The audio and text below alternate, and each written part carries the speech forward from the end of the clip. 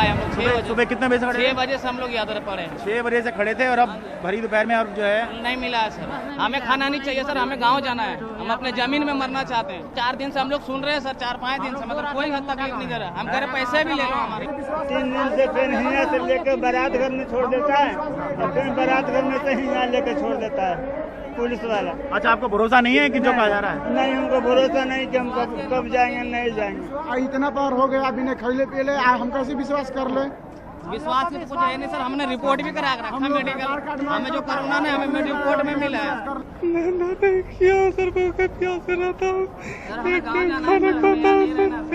8 तारीख को रजिस्ट्रेशन करवाया था, अभी तक मैसेज नहीं आया सर। हम लोग मेडिकल सर हम लोग जाना चाहते हैं। 1 हफ्ता से हमको दौड़ाया जा रहा है, हमारा कोई नहीं सुन रहा है। पुलिस वाला हमें गाली देता है, माँ बहन का गाली देता है, पुलिस वाला डंडा मारता है, खाने के लिए भी देता है मगर डंडा भी मारता है। रास्ता में चलते हैं पैर में छाले पड़ जाता है। अब यहाँ जाओ रजिस्ट्रेशन करवाओ, ये कराओ। मरेंगे कि बचेंगे इसका तो कोई ठिकाना नहीं है सर। बीमारी से क्या मरेंगे, भूखे मर जाएंगे सर। वो एक ट्रेन का बात की थी पटना तक के। हाँ। हम सब लाइन में लग गए 5-6 घंटे तक की। अब कह रहे कि नहीं हो गए ट्रेन का टिकट बुक, अब जाओ कल देखेंगे, नहीं तो बस का इंतजाम करेंगे। तो हर रोज का हम 5-5 घंटे ऐसे पागलों की तरह खड़े होकर हमारे परेशान। आप पूछो ही मत कितने, कॉपी कलम लेके बैठ जाओ, लिखना भूल जाएंगे आप। नमस्कार, मैं रवीश कुमार, आप देख रहे हैं देश की बात 6 से 7। लगातार हमारे दिखाने के बाद भी सरकारों पर इतना ही असर पड़ा है कि अब वो प्रेस कॉन्फ्रेंस में उन चीज़ों की बात करने लगी हैं जो इस वक्त किए जाने की ज़रूरत है। ज़मीन पर हमारा मजदूर अभी भी उसी तरह से विस्थापित और उसके स्वाभिमान आत्मसम्मान को लगातार कुचला जा रहा है। जो तस्वीरें मिल रही हैं, लग नहीं रहा कि 50-55 दिनों के बीत जाने के बाद भी हो सकता है कि सरकार की नीतियों में कुछ कमियां रह जाएं, लेकिन वो करुणा का प्रदर्शन नजर नहीं आता। आप ये रामलीला मैदान गाजियाबाद की तस्वीर देखिए। क्या आपको लगता है कि हमारी व्यवस्थाओं ने इन 50-55 दिनों में इस तरह से सीखा है, देखा है? हम समझते हैं कि व्यवस्थाओं के भीतर अब क्षमता नहीं बची है, वो शायद थक गई होंगी, लेकिन आप देखिए कि शुरू से ही इस मामले में तमाम तरह के फैसलों की जो नाकामी है, वो हर नई कोशिश के साथ, नए कदम के साथ जिसका ऐलान किया जाता है, वो इस तरह से नजर आ रही है। मजदूरों को, ये आप आज की तस्वीर देख रहे हैं, लेकिन मुझसे किसी ने कहा कि कल भी इस तरह से इस मैदान में दिन भर धूप में मजदूर बिठाए गए थे। आज अगर इस तरह से हम न दिखाते, शरद वहां पर न जाते, तो जाने क्या होता। लेकिन आप सोचिए कि ये किस देश के हैं, किसके हैं ये, क्यों इनके साथ हो रहा है? आखिर ये किस समाज की जिद है कि इन मजदूरों को इस तरह से सजा देकर रहेंगे? इनके सब्र का इम्तिहान क्यों लिया जा रहा है? क्या लोगों से ये देखा भी जा रहा है कि इनके साथ ऐसा बर्ताव हो रहा है? ये क्यों हो रहा है? तो इस तरह से एक नया तरीका निकाला गया है कि आप जब घर जाएंगे तो हम आपका पंजीकरण करेंगे कि और आपकी लिस्ट बनाएंगे। तो ये प्रक्रिया आप सरल क्यों नहीं बना सकते? 10 अधिकारियों को, 20 अधिकारियों को जमा कर देते हैं और वहां पर हजारों की संख्या में मजदूर जमा हो जाते हैं। क्या होगा इससे? कितनी खतरनाक दयनीय स्थिति होती चली जा रही है। शरद हमारे साथ हैं और सोहित हैं, जो ठाणे के पास 3 हाथ नाका है वहां पर मौजूद हैं, और शरद हैं रामलीला मैदान में, जो दिन भर की जो उन्होंने तस्वीरें दिखी हैं। शरद, जरा सब बताइए कि क्या दिक्कतें आ रही हैं मजदूरों की तरफ से? बताइए कि कितने घंटे से यहां वो बैठे हैं, किस लिए बैठे हैं, किस तरह का काम करते थे? जो भी आपकी बातचीत हुई है मजदूरों से, वो हमें बताइए।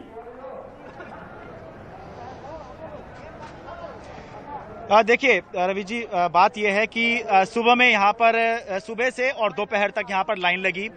मजदूरों को ये बताया गया कि आपका रजिस्ट्रेशन होगा, आप पटना जाएंगे, रक्सौल जाएंगे, सहरसा जाएंगे। 3 जगहों के लिए यहाँ से ट्रेन थी, 3 ट्रेन थी, और करीब 1 बजे के आसपास ये कह दिया गया सभी को कि ट्रेन में जितने यात्री जाने थे वो फुल हो चुके हैं, बाकी लोग जो हैं वो बसों से जाएंगे। तो पूरे दिन लोग इंतजार करते रहे, लेकिन उसके बावजूद भी यहाँ पर लोग दर से दर भटकते रहे, लेकिन उनको ये नहीं पता चला कि वो कौन सी बस है जिससे वो पटना चले जाएंगे, सहरसा चले जाएंगे, रक्सौल चले जाएंगे। और अभी देखिए कि आप अभी एंकरिंग कर रहे हैं, मैं अभी रिपोर्टिंग कर रहा हूँ। कल हम सुबह क्या करेंगे हमें नहीं पता है, लेकिन ये जो लाइन देखिए फिर से लग गई है लाइन, अभी जो दोपहर में नहीं थी, ये लाइन फिर से लग गई है। ये लाइन अभी के रजिस्ट्रेशन के लिए नहीं लगी है, ये यहाँ से रजिस्ट्रेशन कराकर कोई पटना, रक्सौल या सहरसा, बिहार में कहीं नहीं जाएंगे। ये कल सुबह जो रजिस्ट्रेशन होगा उसके लिए अभी से लाइन लग गई है। आप बताइए कब से आप यहाँ पर आए हुए हैं, कब से इंतजार कर रहे हैं, कहाँ जाना है? कल से सर, कल से आप आए हुए हैं, कहाँ से? बहादुरगढ़ से। बहादुरगढ़ से यहाँ कैसे पहुंचे आप? तो पैदल तो आया यहाँ तक, आनंद विहार तक। बहादुरगढ़ से आनंद विहार तक पैदल आए आप, ठीक है। और उसके बाद चैंपियन पकड़ कर कुछ पकड़ के आ गए, ठीक है। तो कल तो आप सुबह लाइन में लगे थे यहाँ पर? जी। नंबर नहीं आया आपका? जैसे 5 नंबर था ना, बाकी तो लाइन बंद हो गया। ठीक है, 5 नंबर जब आगे थे और नंबर आने वाला था तभी लाइन बंद हो गई। आप बताइए, आप कब से आए हुए हैं, कब से? 15 तारीख से आए हैं, 2 दिन से लाइन लगा रहे हैं। आधा दूर आता है, नंबर खत्म हो जाता है। कटिहार के लिए हम आपने कटिहार जाना है। अब देखिए, कटिहार की बात यह है कि ये पटना तक जाएंगे, पटना तक इनको ट्रेन है। पटना से कटिहार कितना है, कितना लंबा रास्ता है अभी? पूरा एक दिन का रास्ता, पूरा एक दिन का है। तो इनको जाना है, अभी 15 तारीख से आए हुए हैं, अभी तक नहीं पता है। कल सुबह के लिए लाइन लगाई है। तो पहली बात तो पटना जाने का नहीं पता है, और जब पटना पहुंच जाएंगे तो उसके आगे कटिहार कैसे जाएंगे ये भी अभी इनको नहीं पता है, क्योंकि इनको ऐसा लगता है कि कुछ मिल जाएगा, लेकिन क्या मिलेगा ये पता नहीं है। और इस बीच में ये देखिए, सोशल डिस्टेंसिंग की हम सुबह से बात कर रहे हैं, लेकिन इस रामलीला मैदान में शायद पुलिस प्रशासन का इस तरफ ध्यान ही नहीं है। अगर ध्यान होता तो सोशल डिस्टेंसिंग भी मेंटेन होती, यहाँ पर सैनिटाइजर भी दिखते और एक पूरी व्यवस्था दिखती, जिससे एहसास होता कि हम कोरोना काल में जी रहे हैं। लेकिन ऐसा कुछ नहीं है, सब सामान्य है। ना तो टेंट भी यहाँ पर अगर लगे होते तो मान लेते कि मजदूरों के लिए कुछ किया गया है। भरी दोपहरी में, मई के महीने में जब सर पे सूरज होता है तो महसूस कीजिए कि 40-45 डिग्री की जो गर्मी होती है, उसमें आप इन मजदूरों से उम्मीद कर रहे हैं कि ये सब्र रखेंगे, ये सोशल डिस्टेंसिंग का पालन करेंगे। तो ये मुझे लगता है थोड़ा बेईमानी है। मैं आपको एक बात बताना चाहता हूँ, आपको भी और सोहित को भी, कि मैं एक अधिकारी से पूछ रहा था रेलवे के, तो उन्होंने बताया कि रेलवे हर दिन 6000 ट्रेनें तालाबंदी से पहले चलाया करती थी। उसमें भी एक व्यवस्था थी, लोग टिकट कटा कर जाते थे और आते थे, एक तरह से रजिस्ट्रेशन कराकर ही जाते थे, मगर और 3 करोड़ यात्रियों को ढोया करती थी रेलवे।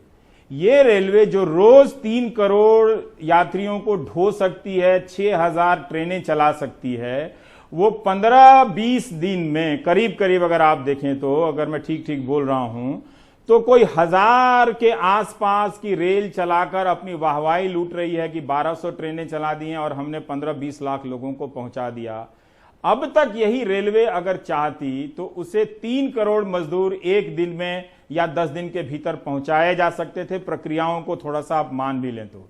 लेकिन ये जो तस्वीर मैं देख रहा हूं इतनी गर्मी में मजदूरों के साथ, मुझे लग रहा है कि प्रक्रियाएं ऐसे बनाई जा रही हैं कि इन्हें सजा दी जाए, इनको बताया जाए कि आप घर जाना चाहते हैं ना, हम आपको बताते हैं घर जाने की प्रक्रिया क्या है। क्या ये हालत होनी चाहिए? सोचिए, यहां ना पानी की व्यवस्था होगी, ना किसी चीज की व्यवस्था होगी, और इस तरह से मजदूर रामलीला मैदान में, दिल्ली से सटे रामलीला मैदान में इस तरह से 2 दिनों से कल ही मुझे किसी सब्जी बेचने वाले ने कहा कि आप जाकर रामलीला मैदान में देखिए कि वहां पर क्या हाल है। मुझे अंदाजा नहीं था कि यह तस्वीर हमें देखने को मिलेगी, इतनी भीड़, इतना हुजूम। आखिर हम क्यों नहीं अपने लोगों को इस तरह से व्यवस्था दे सकते हैं, ये पता चल रहा। ट्विटर पर देखिए बहुत अच्छे फैसले हो रहे हैं, बयान पर देखिए बहुत अच्छे फैसले हो रहे हैं। सोहित, मैं आपसे जानना चाहता हूं कि आप जो सुबह से ये लंबी लाइन दिखा रहे हैं, तो मजदूरों से बात करते हुए किस तरह की परेशानियों को अगर कहा जाए कि इसे लिस्ट करें, तो आप किस तरह की परेशानियां उनकी जिंदगी में इस वक्त इस कतार में आप देख रहे हैं? सोहित, रवि जी, देखिए लाइन सुबह जिस तरीके से बरकरार थी अब भी उस तरह से बरकरार है। बड़े पैमाने में लोग मौजूद हैं। लगभग सबकी कहानी एक जैसी है, ना खाना है ना रहने की व्यवस्था है। आपने ट्रेन का जिक्र किया रवि जी, यहाँ पर शायद ही कोई होगा जिसने ट्रेन के लिए अप्लाई नहीं किया था।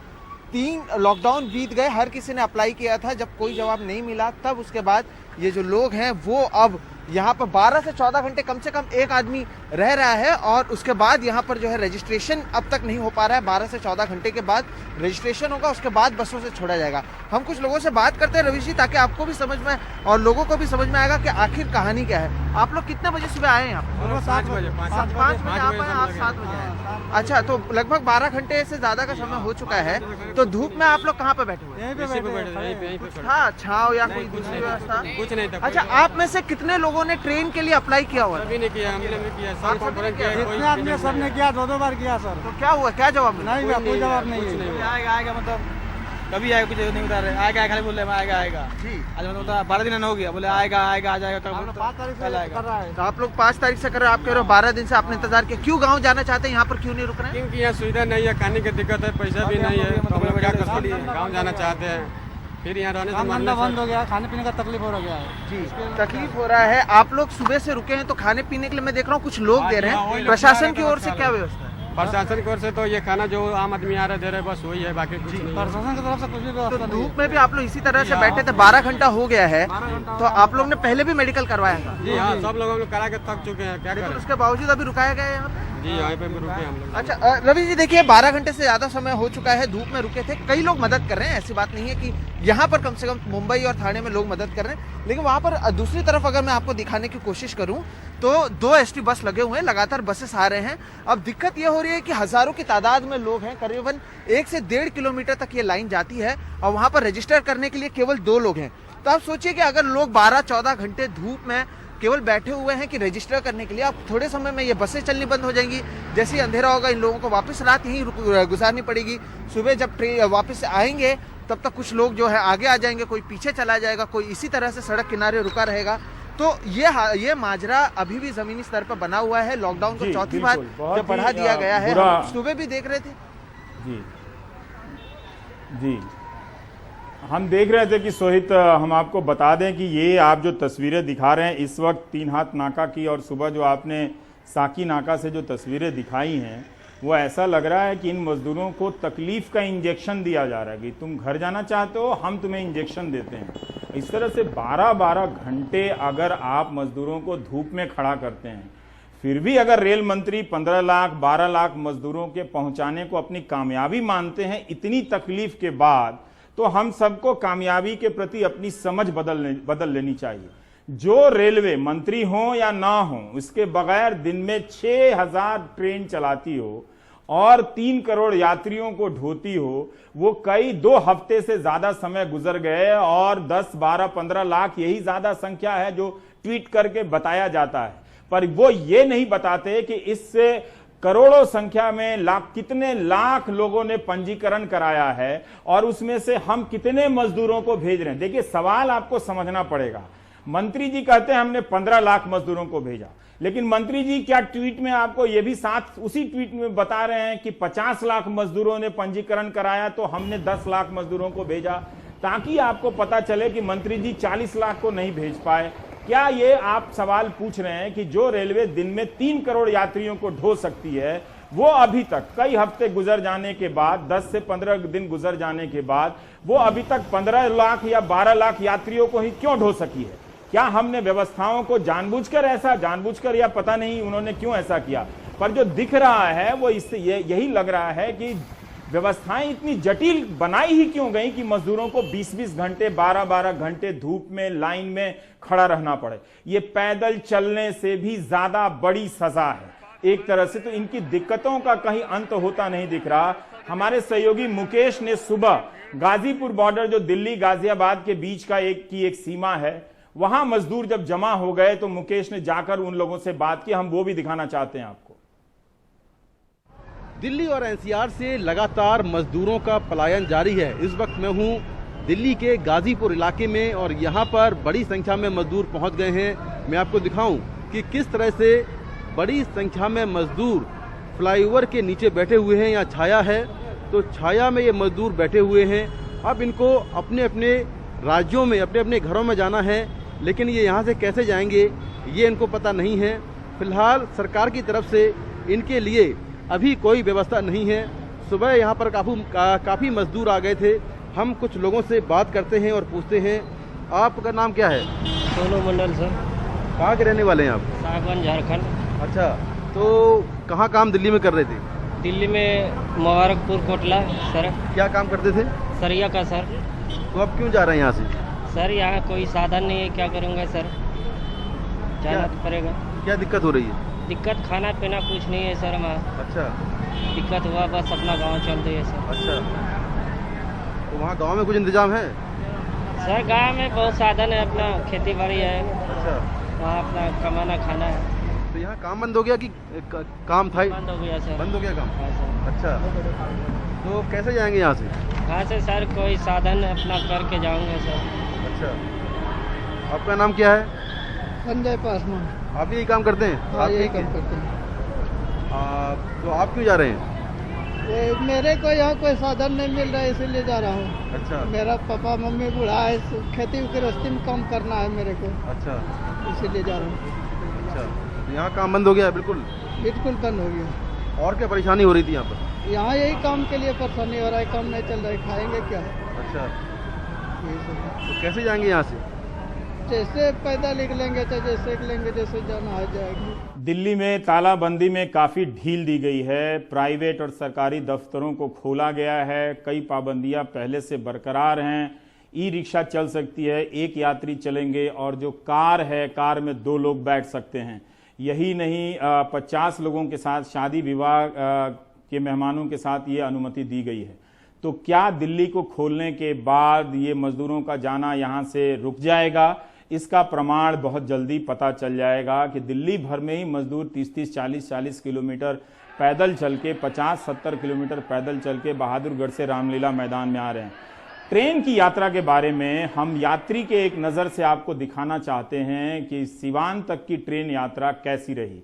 अमित नाम के एक नौजवान से हमने कहा कि वो जैसा देख रहा है अपनी यात्रा को उस तरह से रिकॉर्ड करे, और हम ये वीडियो आपको छोड़कर जाते हैं। लौट कर आएंगे तो बात करेंगे कि मजदूर अब अपनी मेहनत की कमाई हासिल करने के लिए किस तरह से बेकरार होते जा रहे हैं, और बिहार और यूपी की सीमा पर मजदूरों के साथ क्या कुछ हो रहा है।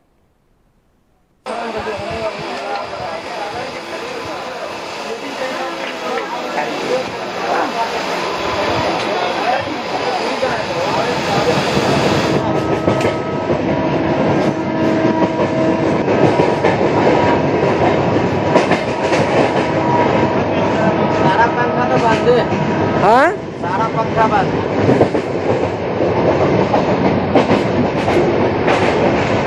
चार्ज हो रहा है मोबाइल ना, ये पंखा चल रहा है।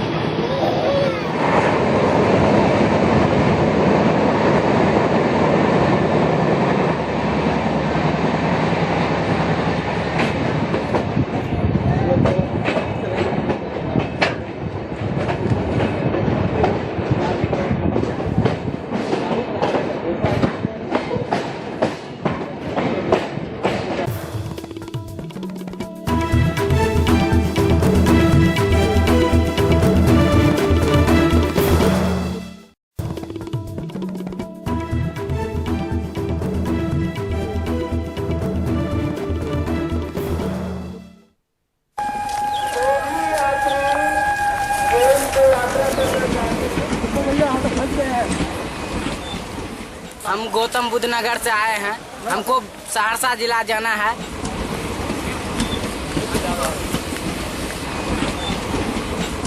ये बैग लगा है नंबर के लिए, सीरियल नंबर के लिए। ट्रेन उस हिसाब से आएगी, उस हिसाब से हम लोग ट्रेन में बैठेंगे। नहीं, खाना का व्यवस्था कुछ कीजिए, यहाँ पर जनता लोग को पैसे वैसे नहीं है हमारे सबके पास। पुलिस का काम है पब्लिक का रक्षा करना। पुलिस समझ नहीं रहे हैं और बेफालतू का डंडा मार देते हैं।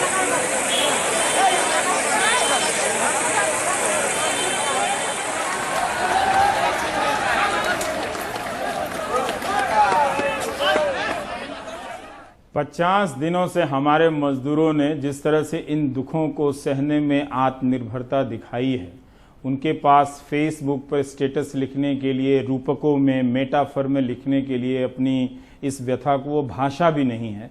पर सोचिए कि उनके भीतर इस तरह की नाइंसाफियां किस तरह से बैठती चली जा रही होंगी। जब वो भूखे प्यासे चल रहा होगा और पीछे से पुलिस की एक लाठी पड़ती होगी तो उसकी आह कहाँ किसकी तरफ निकल कर जाती होगी। इतनी भी ज्यादती हमें नहीं करनी चाहिए। नोएडा में आज देखिए कि मजदूर जो हैं एक फैक्ट्री के सामने जमा हो गए और अपनी मेहनत कमाई मांगने के लिए नारेबाजी वहां पर करने लगे। सौरभ से हम जानना चाहते हैं कि ऐसे मामलों को अंत में निपटा दिया जाता है, लेकिन आप एक रिपोर्टर के तौर पे काफ़ी कुछ इस तरह की शिकायतों से गुजर ही रहे होंगे, सुन ही रहे होंगे। हुआ क्या, इस दृश्य के बारे में भी बताइए, नोएडा के बारे में।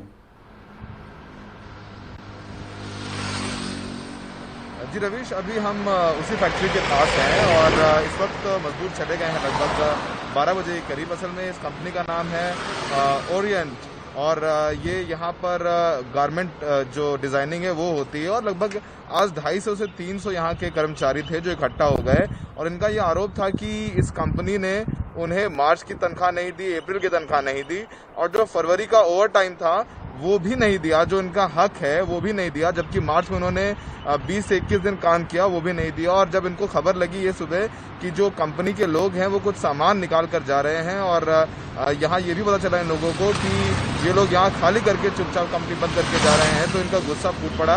रवि लगभग सुबह 10 बजे यहाँ पर 250 से 300 कर्मचारी अपने परिवार के साथ आ गए। ज़्यादातर मजदूर कामगार लोग हैं जो कि इस आस में रुके हुए थे कि काम शुरू होगा तो गांव जाकर के और इतना धक्का खाकर गांव जाएंगे और गांव में काम नहीं मिलेगा, तो इससे अच्छा यहीं इंतजार किया जाए। कंपनी बोल रही खुलेंगी, तो जब उनको लगा कि ऐसा नहीं हो रहा है, कंपनी भी बंद करके भाग रही है, तो यहाँ पर उन्होंने हंगामा कर दिया। अब उसके बाद जब पुलिस आई रवीश यहाँ पर, तो पुलिस ने कंपनी के जीएम से बात करी और इनको आश्वासन दिया गया कि शुक्रवार तक इनके पैसे दे दिए जाएंगे। उस आश्वासन के बाद ये यहाँ से गए हैं। तो रवीश, ये कहानी सिर्फ इस ओरिएंट कंपनी की नहीं है, बहुत सारी कंपनियां हैं जिसके बाहर अक्सर लोग इकट्ठे हो जाते हैं। शुक्रवार को भी एक मामला सामने आया था। रवीश जी, एक तरह से देखिए कि सौरभ ने जो बताया, इस एक मामले में जब मीडिया का ध्यान गया तो पुलिस गई कहने के लिए कि सैलरी दे दीजिए। गृह मंत्रालय का नोटिस है, गृह मंत्रालय बता क्यों नहीं रहा है कि इतने 50-55 दिनों में कितनी कंपनियों के खिलाफ उस नोटिस का पालन कराया गया है जिसमें कार्रवाई की बात कही गई। अब एक दूसरी तस्वीर है, गुजरात से जब तक टकराव की खबरें आ जाती हैं मजदूरों और पुलिस के बीच में। हमारे साथ मनीष पानवाला हैं, लेकिन आज अहमदाबाद मिरर की एक खबर का जिक्र करना चाहता हूं जो हिंदी अखबारों में तो छपेगी नहीं ऐसी खबरें। आलोक ब्रह्मभट्ट हैं और ब्रेंडन डाभी हैं। हालांकि गुजरात के जो अखबार हैं, संदेश हैं या गुजरात समाचार हैं, उसमें कहीं ज़्यादा हिंदी अखबारों की तुलना में मुखरता से खबरें छपती हैं आलोचनात्मक तरीके से। पर यह खबर यह है कि फेक वेंटिलेटर, यानी राजकोट के किसी मित्र की कंपनी इसमें लिखा हुआ है, उसने वेंटिलेटर लगाई और अहमदाबाद सिविल अस्पताल में, और पता चला कि वो वेंटिलेटर नहीं है। तो फेक वेंटिलेटर का भी उद्घाटन अगर ये हुआ है तो सचमुच इस शर्म को हम कहां ले जाएं और किसके चरणों में रख दें ताकि जिंदगी भर आंख में जो पानी है उसका अफसोस ना करना पड़े। मनीष पानवाला है। मनीष, आप जरा गुजरात में होते हुए टकरावों के बारे में और जो ये अहमदाबाद में हुआ है इसके बारे में भी बताएं। आप काफी कुछ जानते हैं अहमदाबाद और गुजरात के बारे में। जी रवीश जी, ये आज लॉकडाउन 4 शुरू हो चुका है और अभी तक गुजरात सरकार की गाइडलाइन बाहर नहीं आई है कि कौन सी दुकानें खुलेगी, क्या कंस्ट्रक्शन कंपनी खुलेगी, कितने तौर पे खुलेगी, ऐसी कोई गाइडलाइन नहीं आई। उसके सामने जो मजदूर है वो दिन प्रतिदिन रोड पे आने लगे हैं। आपने आज अहमदाबाद की बात की है। अहमदाबाद के वस्त्रापुर इलाके में आज सुबह सुबह मजदूर रोड पे आ गए थे। वो एक कंस्ट्रक्शन कंपनी में पिछले 50 दिनों से रुके हुए थे, जहां बिहार और झारखंड के मजदूर थे। दोनों अपनी ट्रेन चाहते थे जाने के लिए, लेकिन बिहार की ट्रेन मिल गई, जबकि झारखंड के मजदूरों को उनकी ट्रेन नहीं मिली, तो वो सड़कों पे आ गए। शुरुआत में बिहार और झारखंड के मजदूरों के बीच में थोड़ा टकराव हुआ, लेकिन जब रोड पे उतरे तो पुलिस का आमना सामना हुआ और हर जो शहर में होता है उसी प्रकार से पुलिस और मजदूरों की भिड़ंत हुई और करीब 100 जितने मजदूरों को पुलिस ने हिरासत में लिया है। रवीश जी, मैं आपको बताना चाहूंगा, आज सुबह सूरत के कीम इलाके में भी रोड पे नेशनल हाईवे पे मजदूर उतर आए थे। उनकी भी यही एक डिमांड थी कि हमें गांव जाना है, किसी भी हाल में गांव भेज दीजिए, क्योंकि जिस प्रकार से व्यवस्था बनी हुई है, सरकार हर रोज एक नया फिगर प्रसिद्ध करती है कि हमने इतने लोगों को खाना खिलाया है, इतनी सुविधा मुहैया करवाई है, लेकिन ग्राउंड पे हम लोग जब घूमते हैं तो रियलिटी कुछ अलग होती है। हर एक फैमिली को बहुत ही कम खाना मिल रहा है। और इसी प्रकार से कल राजकोट में भी यही बात को लेकर मजदूर रोड पे आए थे, कुछ पत्रकारों की भी पिटाई वहीं पे हुई थी। तो रोज न रोज ये मजदूरों का मामला धीरे धीरे आगे बढ़ता जा रहा है, क्योंकि जिस प्रकार से लॉकडाउन आगे बढ़ाने की बात हुई और सरकार की ओर से जो गाइडलाइन अभी तक बाहर नहीं आई है, तो इससे लगता है मजदूरों को शायद अभी भी हमें कोई काम नहीं मिलेगा। और सबसे बड़ी बात, उनको एक बार गांव जाना है। रवीश जी, बहुत बहुत शुक्रिया मनीष और सौरभ आपका। हम जो पिछले कई दिनों से हमारे सभी संवाददाता लगातार आपको फ्रंट लाइन पर जाकर आपके लिए खबरें ला रहे हैं, वो यही बता रहे हैं, ये हमारे देश के लोग हैं, ये हमारे, और जिन्होंने देश को बनाया है उस देश को जाना चाहते हैं। अब आप सोचिए कि ये जो मिडिल क्लास है, मैं सबकी हकीकत जानता हूं, हम भी इसी तक क्लास से आए हुए लोग हैं। आधे लोग इन्हीं मिडिल क्लास के रिश्तेदार होंगे, लेकिन सारी सामाजिक ताना बाना जो है सारा वो टूट चुका है। गनीमत है कि इस नाउमीदी में चंद लोग हैं जो लोगों की मदद करने के लिए सड़कों पर उतरे हुए हैं, वरना ये नाउमीदी की रात या दिन बहुत अंधेरा नजर आता, बहुत ज्यादा गहरा नजर आता। नगमा ने आज दिल्ली के बसंत कुंज इलाके में मजदूरों की भीड़ देखी। पंजीकरण की तालाबंदी हो रही है, रजिस्ट्रेशन के नाम पर रजिस्ट्रेशन कराओ। एक तरह से आप देखिए तो लाइसेंस राज के जमाने में, कोटा राज के जमाने में जो एसटीडी बूथ पर हम खड़े होते थे, वो दिन लौटा दिया गया है। इतना ज्यादा डिजिटल इंडिया का दावा किया जाता था, मगर इन मजदूरों को रजिस्ट्रेशन कराने के नाम पर घंटों लाइन में लगाओ और फिर कई दिनों का इंतजार कराओ। और जो रेलवे 3 करोड़ लोगों को एक दिन में ढोती थी, वो आजकल वाहवाही इस बात की ले रही है कि 10 दिन में 15 लाख लोगों को ढो रहे हैं। लगता है कि इस देश में मेरे अलावा सारे देश का गणित गड़बड़ा गया है, सारे लोग मेरे साथ साथ गणित में कमजोर हो गए हैं। देखिए ये, और ब्रेक के बाद लौटते हैं।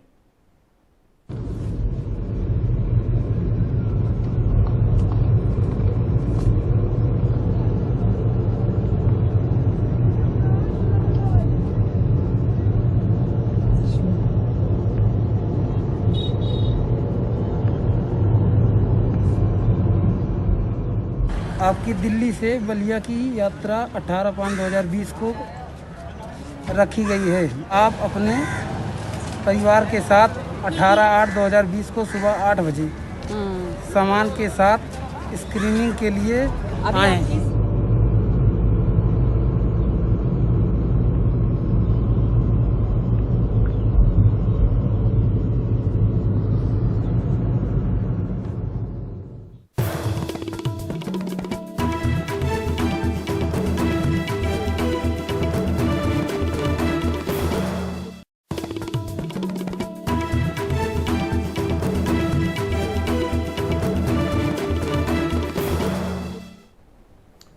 आपको रेलवे की क्षमता के बारे में बताता हूं कि पीयूष गोयल के नेतृत्व में यह मंत्रालय कितना अच्छा काम कर रहा है। 2019 के चुनावों को देखते हुए रेलवे ने करीब 1 लाख भर्तियां निकाली, टेक्नीशियन की और ऑटो लोको पायलट यानी जो ट्रेन चलाते हैं।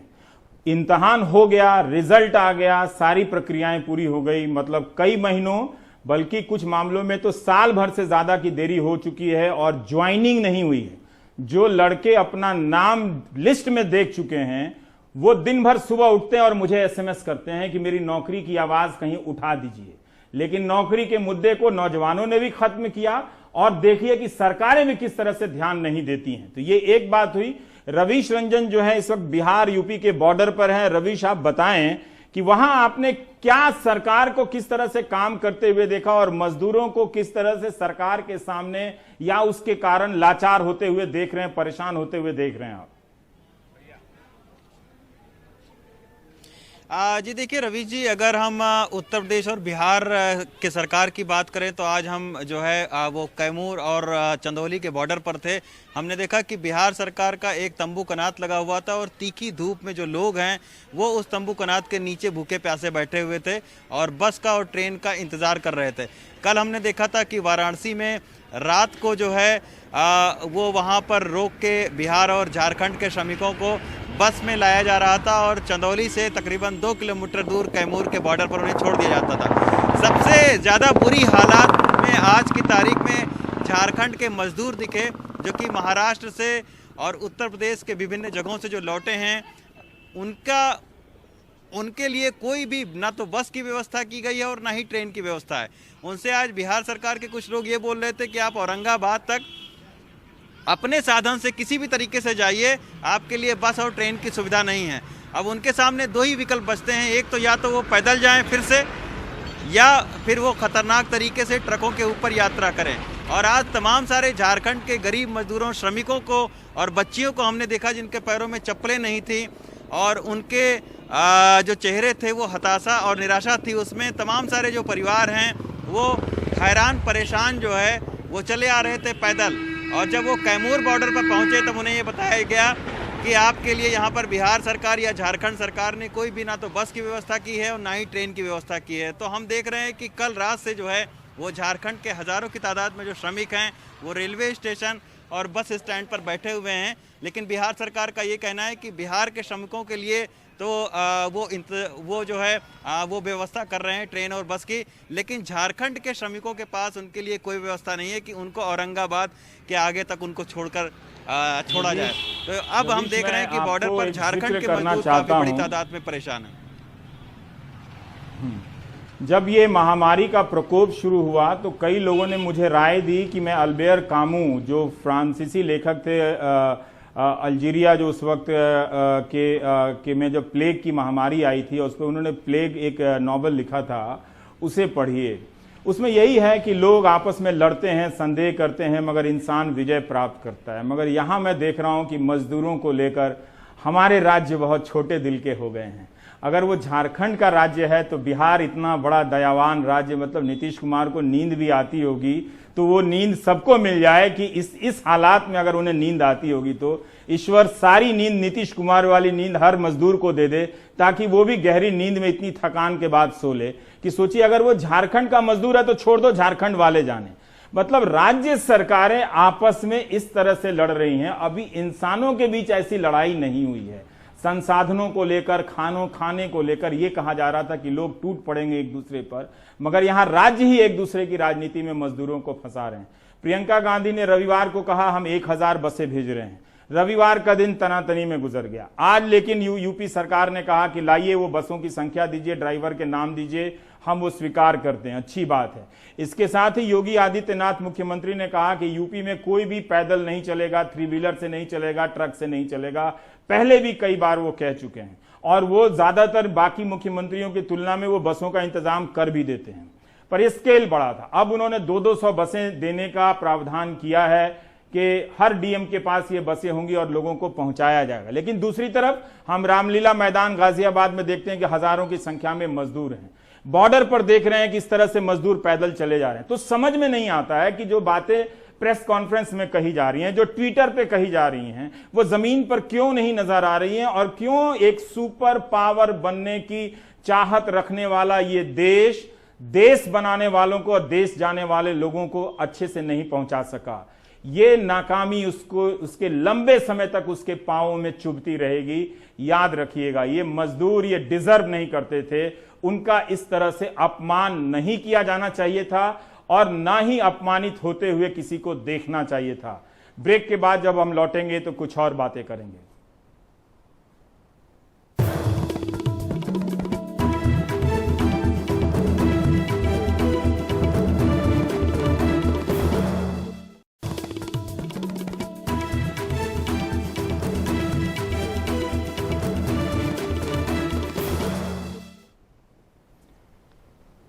आप देख रहे हैं देश की बात 6 से 7। हर दिन हम इस उम्मीद में आते हैं कि आज मजदूरों की तकलीफ थोड़ी कम होगी। हर दिन उनकी तकलीफ हमारी उम्मीद से ज़्यादा बड़ी हो जाती है, वो कम नहीं होती। गाजियाबाद के रामलीला मैदान की ये जो तस्वीर है, ये इस वक्त इतने दिन बीत जाने के बाद जो पूरी दुनिया में ये तस्वीरें गई हैं, कम से कम एक सुपर पावर बनने की चाहत रखने वाले मुल्क को कम से कम इन व्यवस्थाओं में एक दुरुस्त चुस्त चीज़ें दिखानी चाहिए थी कि ऐसी स्थिति ना आए। लेकिन अब आप देखिए कि हर बात को आप भीड़ या आबादी कह के नहीं टाल सकते। खुद प्रधानमंत्री ने कहा कि आबादी हमारे लिए लाभांश है, डिविडेंड है, वो हमारे फायदा, इसी आबादी के दम पर आप आत्मनिर्भर होने की बात कर रहे हैं। मगर इनके स्वाभिमान को इस तरह से कुचलना नहीं चाहिए था। दिल्ली में आज दिल्ली खोल दी गई है करीब करीब। अरविंद केजरीवाल ने कहा है कि जो प्राइवेट दुकानें हैं या मार्केट हैं वो अब खुले रहेंगे, सरकारी दफ्तर खुले रहेंगे, प्राइवेट दफ्तर अब खुले रहेंगे। तो इन दिल्ली की तस्वीरों के साथ हम आपको यही बता रहे हैं कि लेकिन धार्मिक गैदरिंग दिल्ली में नहीं होगी। और यही नहीं, इसके अलावा आप दिल्ली में जो टैक्सी चलेगी उसमें सिर्फ 2 लोग होंगे और गाड़ी को उतारने के बाद उसमें अगर सैनिटाइज करना पड़ेगा। रेस्टोरेंट खुले रहेंगे लेकिन होम डिलीवरी के साथी होंगे। स्पोर्ट्स कॉम्प्लेक्स खुले रहेंगे लेकिन दर्शक नहीं होंगे। खिलाड़ी अपना ही खेलेगा, अपना ही देखेगा, पता नहीं क्यों खेलेगा, क्यों देखेगा। Auto rickshaw, e rickshaw, cycle rickshaw वगैरह वगैरह, ये सब एक यात्री चलेंगे। दुनिया की खबर भी मैं बता देता हूं देश की बात में कि आज के दिन 1 लाख से ज्यादा मरीज आए हैं और जिन 10 देशों के कारण ये संख्या 1 लाख से ज्यादा हुई है दुनिया भर में, उनमें भारत भी है। दिल्ली भी 10,000 से ऊपर पार कर चुकी है। कहीं भी जहां तालाबंदी में इस तरह की रियायतें दी गई हैं तब नहीं दी गई जब 10,000 या संख्या ऊपर की तरफ बढ़ती जा रही है। विश्व स्वास्थ्य संगठन में राजनीति हो रही है कि अब उसे जिम्मेदार ठहराओ।